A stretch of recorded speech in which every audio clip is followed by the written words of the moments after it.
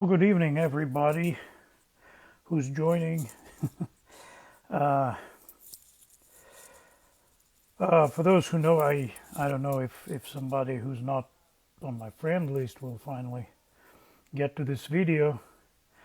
My name is Mix Hawk. I'm a country music singer and a preacher of the Gospel of Jesus Christ. And I was born in Russia. I'm a Russian citizen.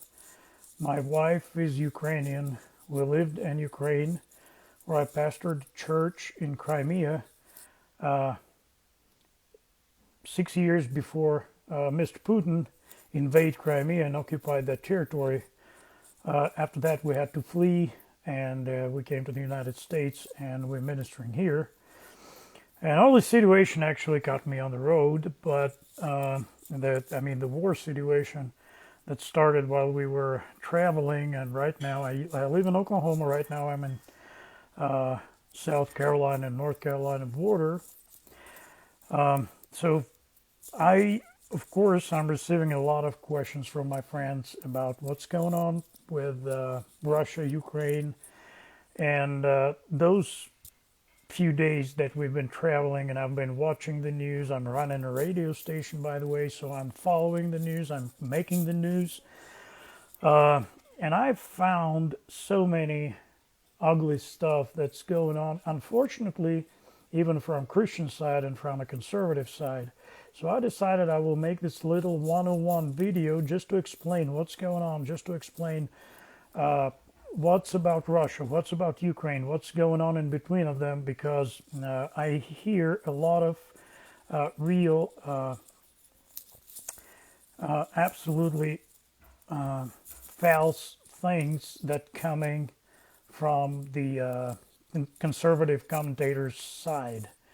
And I understand how it's coming. You know, it's coming because sometimes we think that if we don't trust, for example, CNN or MSNBC, then everything that they say on CNN is totally false. And believe me, I don't trust CNN, and I don't trust all the lame mainstream media, and I don't really appreciate and support anything concerned the Democratic Party and Mr. Biden, our ex-vice president. And I have no respect to what those people doing with the United States. So what I'm saying is not coming from the left liberal side. It's coming from the constitutional conservative side. It's just happened that I know what's going on there because I'm involved there. I live there, and I know what's going on way better than Candace Owens or any other people who's trying to talk about Ukraine and Russia now. So what I hear is like, since Joe Biden said that Putin is trying to restore Soviet Union, then it's not true. Well, actually, you know, in Russia we say that even the broken clock showing the right time 2 times a day. So the same we can say about Mr. Biden. Sometimes he's saying things that are correct. And really, that's true. Putin is definitely trying to restore the Soviet Union. The first year he was in power, he returned the Soviet anthem to Russia. Russia denounced Soviet anthem, and Russia had a certain different anthem. Putin restored Soviet anthem. He used to say that disband of Soviet Union was the worst political catastrophe of the century. So Putin definitely dreaming about restoring a Soviet Union. It is true, and it has nothing to do with Joe Biden, what he's saying or not saying. It is just what it is. So I also heard things about Ukraine, like Ukraine is a failed state. Ukraine is not good. Ukraine is totally corrupted. They help Hunter Biden. They kind of do all kind of terrible things. They're killing political opponents. They don't really a democracy. They're just trying to pretend to be democracy. Actually, everything like this is about Russia and not Ukraine. Ukraine had its problems, and Ukraine, believe it or not, had some issues with corruption, of course. What country is not? But to compare Russia and Ukraine in a way of corruption is like you will compare the United States and Guatemala. So believe me, in this comparison, the United States will be Ukraine and Russia will be Guatemala. Corruption in Russia is way, way higher. Now, talking about democracy, Ukraine has its presidential elections. And the Poroshenko, who was a president before, the previous president, he lost the elections and he left. And he's still alive. He's not in jail. Everything fine with him. He's in business. He's in politics. But he left the office because he lost. Can you imagine this in non-democratic country? Do you know how many years Putin is in power? It's now 22 years since he was elected first time as president. 22 years of presidency. He's changed constitution. None of Ukrainian politics changed constitutions. It's the same constitution they had when they started as an independent country, like 30 years ago. Same constitution, same rules. Yes, a lot of issues. Yes, a lot of corruption. Yes, Burisma deal. Yes, all kind of stuff like that. Laundering money. All that is happening, as in a lot of Eastern European countries too. But it doesn't mean that Ukraine is a bad country, not a democracy, totally corrupted, or anything like that. I don't know. I had my suspicions as who is the person who's kind of spreading these lies in the minds of Americans. I wouldn't talk about it, but whoever do it is a liar. If somebody told you this, it's just a freaking lie. Ukraine is a decent country with its problems that is really trying to build a decent society. Now, what's happening now is Putin, just as a fascist in the time of World War II, he just invaded Ukraine. He's not saving people there, as he's saying. He's not freeing country from Nazis, as he's saying, because there's no Nazis in Ukraine. It's just a full-blooded war. Right now, when we're talking, they bombing the capital of Ukraine, Kiev, where I have a lot of dear friends, ministers, and other friends who just live there. It's the war that's going on all around the country. They bombing even the western Ukrainian cities that has nothing to do with the eastern part. They bombing hospitals. They bombing children houses. They bombing just the quarters where civilian people live. They're not trying to save people. They're really trying to destroy the country. This is what really going on. This is not a try like I've heard in some conservative publics here in the States, like, hey, Putin is just trying to free some people. He's trying to help people on the east of Ukraine. Helping what? Those people were 8 years under the control of terrorist groups that were supported and sponsored by Putin. And they worked together with Putin military that were, like not officially, of course, but still it was Putin military. So now they do it officially. Now they just invaded officially.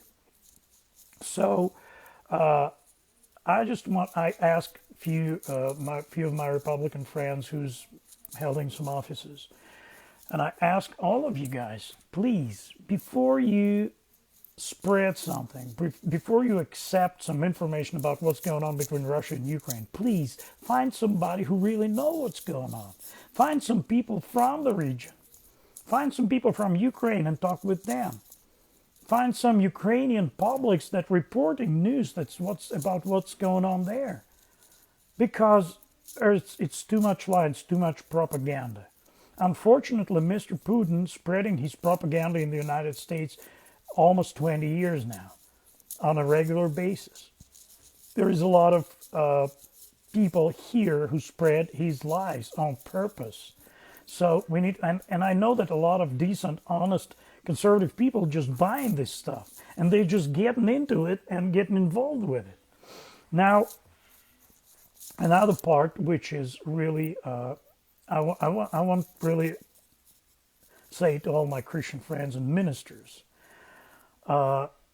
And it's a really hard thing to say, and it's a really sad thing to say. Now, since the war started in these few days, we have, in Russia, we have scientists, the circle of scientists, who signed a letter to Putin calling him to stop the war. We have some actors, musicians, all kind of people like that. We have just regular civilian people in Russia who's coming out on the streets and demonstrating against this war in Moscow, in St. Petersburg, in Yekaterinburg, in a lot of cities in Russia, in Smolensk, in smaller cities all around Russia. The only people that keep silence is Russian Christian ministers. And that's a shame. That's a real shame. Unfortunately, and that's a shameful fact, a lot of almost all the leaders of Russian evangelical church are totally sold out to Putin.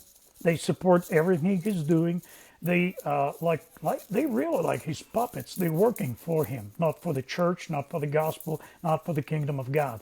And this is what we as Christians exactly need to understand when we listen to some Christians from Russia that telling us, or some Americans who live in Russia, who's coming here and telling us all these lies about great Mr. Putin.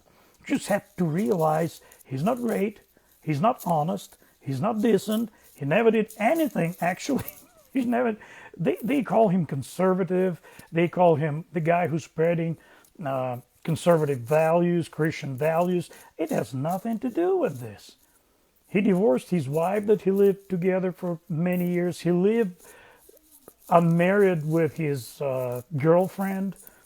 I don't want to even go into this, but it doesn't. It actually doesn't matter. Just I want y'all to know that what's going on with Christian church in Russia, it's horrible now.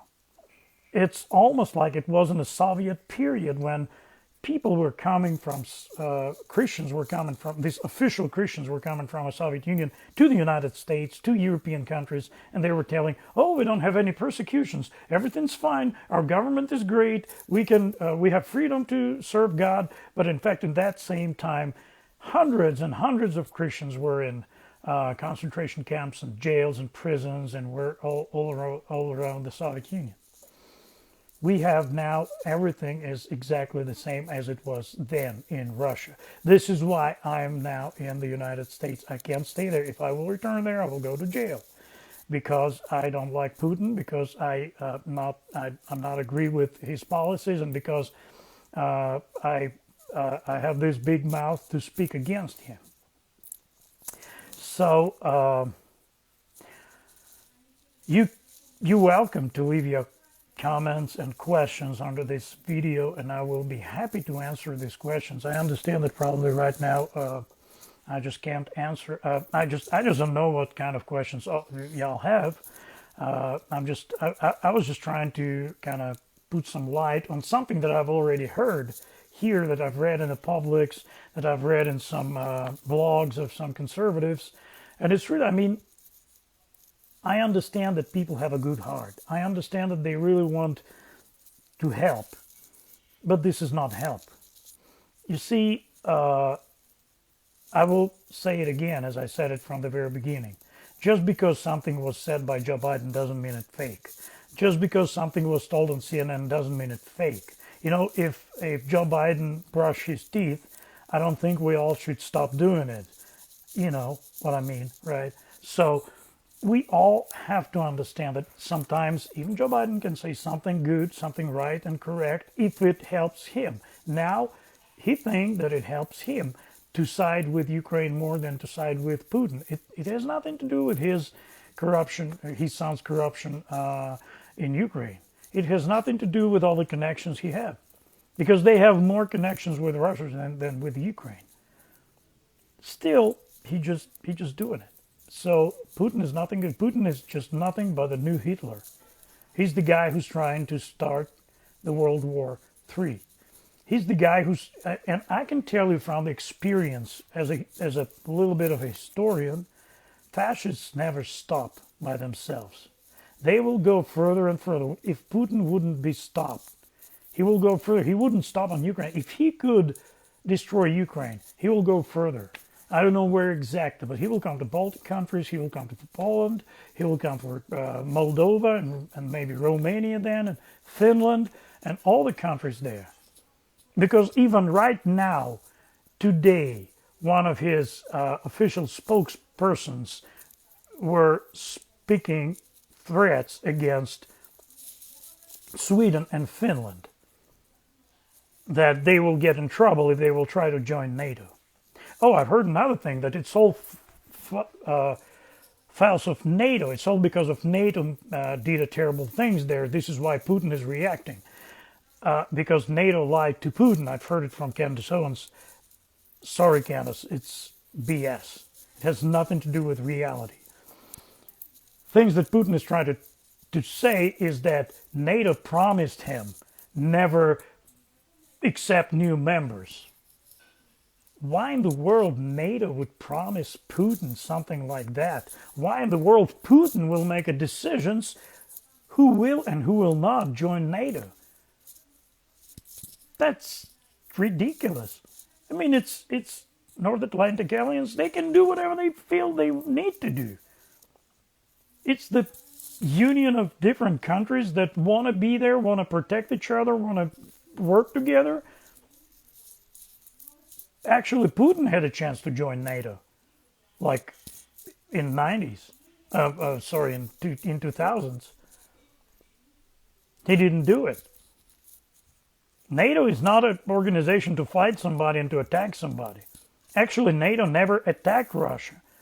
And the thing is that why all these countries around Russia and ex-Soviet republics want to join NATO is because they're scared of Putin, who had nuclear bombs, who had a big military, and they scared of him. This is why they want to join NATO, to be protected from Putin. So actually, the reason why NATO accepted new members is because Putin is acting like a jerk. This is the reason why actually these countries want to find a protection somewhere from him. And of course, NATO, and I wish NATO would accept Ukraine and all other ex-Soviet republics and the alliance, just to protect them from this maniac. Because what he's doing now, what he's saying now, it's showing that he's totally out of his mind. He's like a mad rat in a corner. And the only way how to stop this freaking war machine is to destroy it. I'm a Russian citizen, and I'm telling you, there will be no peace until Russia will stay in this position with Putin in ahead, until Russia wouldn't be totally disbanded, as it happened with the Soviet Union, until Russia will become few sovereign republics on its territory that will start a new development, a new establish itself as a new democratic countries. That's the only way that I see now. Unfortunately, I see no other way. So here it is. Here what's going on. And at the end of this video, you can leave your questions. I will more than happy to answer all of those questions. And I ask everybody who can just pray for peace in Ukraine. I understand that maybe it's emotional. I can tell you, it's hard for me to pray for my birth country now. I can't pray for Russia, because Russia for me is like Nazi Germany. It's absolutely on the same level.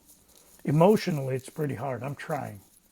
But I'm praying for Ukraine, and I'm praying for safety of Ukrainian military and Ukrainian civilians, and dozens of ministers, friends, pastors that are there right now on the front line in the cities that are under the Russian bombings and invasions, and their lives are really at risk. I woke up every morning and I don't know how many of my friends will still alive or not.